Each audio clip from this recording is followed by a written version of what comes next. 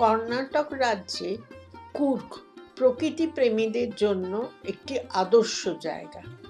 কুর্গ আবার বিখ্যাত কফি প্রেমীদের জন্য। কফির পাশাপাশি সমস্ত ধরনের মশলা, মধু ইত্যাদির পাওয়া যায় ওখানে। কুর্গ সারা বছরই ভ্রমণের জন্য উপযুক্ত। বর্ষাকালে একটু অসুবিধা থাকলেও এই সময় এখানের বিভিন্ন জলপ্রপাতের সুন্দর সুন্দর রূপ দেখতে চাইলে আসতেই পারেন বর্ষাকালে। সবুজে ভরা কুর্গ নানা ধরনের বনাঞ্চল ও কফির গাছের বাগানে পরিপূর্ণ। কুর্গে থাকা খাবার জন্য আপনারা পাবেন বিভিন্ন ধরনের হোমস্টে। আপনাদের সামর্থ্য ও পছন্দ মতো বেছে নেবেন। আমরা দেখাচ্ছি দুটির ছবি। একটির সামনে দেখা যাচ্ছে লেক, যেখানে কাবেরী নদীর জল এসে পরিপূর্ণ করে দেয়। এখানের খাবার দাবার খুবই সুস্বাদু।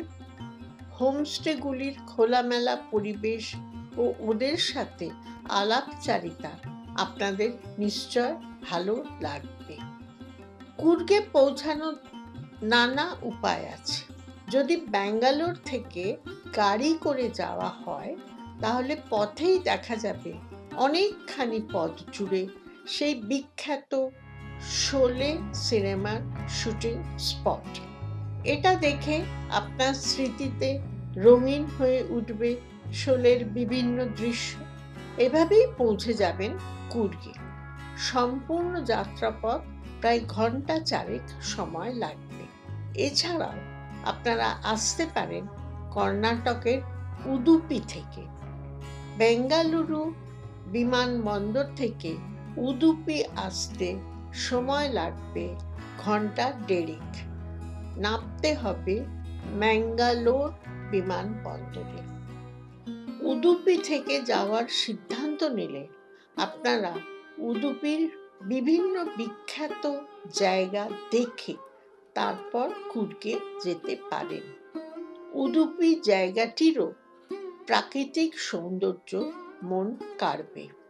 উদুপির দর্শনীয় স্থানের মধ্যে প্রথমেই উল্লেখ করতে হয় ত্রয়োদশ শতাব্দীতে বৈষ্ণব সাধক শ্রী মাধবাচার্য দ্বারা প্রতিষ্ঠিত শ্রীকৃষ্ণ মঠ বা মন্দির। এটি একটি বিখ্যাত তীর্থস্থান হিসাবেও গণ্য করা হয়। সারা বছর এখানে বিভিন্ন অনুষ্ঠান হয়, আর এই ধরনের রথগুলি নিয়ে শোভাযাত্রার আয়োজন হয়।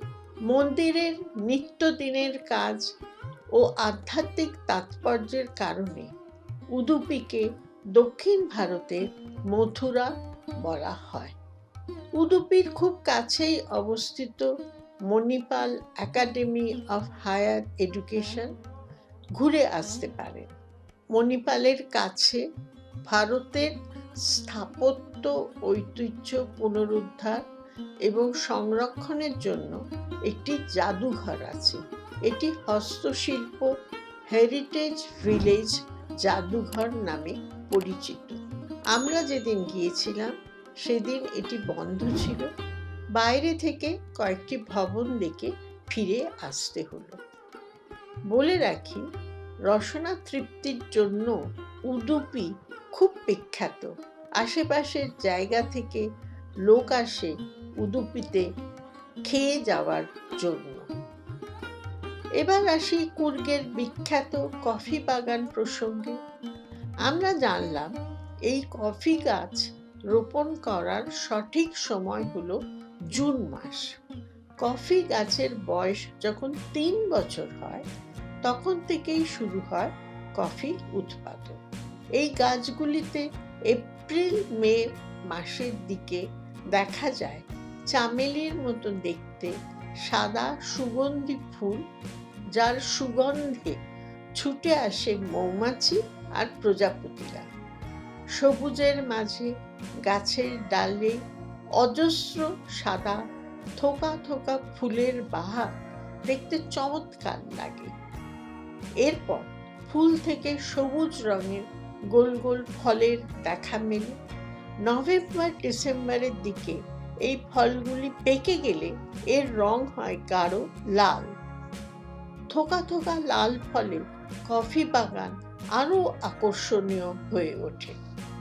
তাই আপনি এপ্রিল মে মাসের দিকে আসলে দেখতে পাবেন কফির বাগান সুগন্ধি সাদা ফুলে ভরা, আর নভেম্বর ডিসেম্বরের দিকে এলে দেখতে পাবেন পাকা লাল ফলে ভরা।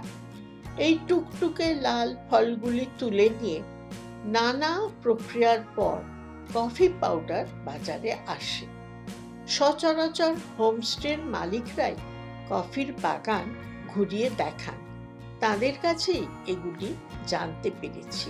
কফির গাছগুলি হয় ছোট, কিন্তু তাদেরকে সূর্যের প্রখর রোদ থেকে রক্ষা করতে হয়, এজন্য মাঝে মাঝে বড় বড় গাছ রাখতে হয়। বেশ কিছু বাগানে এইসব বড় গাছগুলিতে জড়িয়ে থাকে লতানে, মরিচের গাছ, দেখা মেলে লবঙ্গ ও এলাচের গাছ, কলা গাছ, সুপারি গাছ। সব মিলিয়ে কফি বাগানের অভিজ্ঞতা অন্যরকম। এখানে কফি সাধারণত 3 ধরনের দেখা যায়: অ্যারাবিকা, রোবাস্টা, লিবেরিকা। এই 3 ধরনের কফি এখানে পাওয়া যায়। কুর্গের বিশাল এইসব কফি বাগানগুলিতে সব থেকে বেশি দেখা যায় অ্যারাবিকা কফির গাছ, আর তার থেকে কিছুটা কম রোবাস্টা কফির গাছ। অ্যারাবিকা কফির গাছগুলি হয় ছোট আর ফল হয় বড়, কিন্তু রোবাস্টা কফির গাছ হয় বড় আর ফল হয় ছোট। ভারতের ৭১% কফি উৎপাদন হয় কুর্গে। কফির লাল ফলে দুটো ঘরোয়া ব্যবহার স্থানীয়রা আমাদের জানিয়েছিলেন। ওখানকার কমবয়সী মেয়েরা এই পাকা কফির ফলের রঙকে নিজেদের ঠোঁটে লাগায় লিপস্টিকের পরিবর্তে। অপর একটি ব্যবহার হলো এই ফলগুলিকে পরিমাপের একক হিসেবে একসময় ব্যবহার করা হতো। বেরিয়ে আসুন কুর্গে আর সংগ্রহ করুন স্মৃতি হিসেবে নার্সারি থেকে পাওয়া গাছের চারা, বিভিন্ন মশলা, মধু, কাঠ দিয়ে তৈরি অনেক রকমের জিনিসপত্র, আর কফি তো থাকবেই।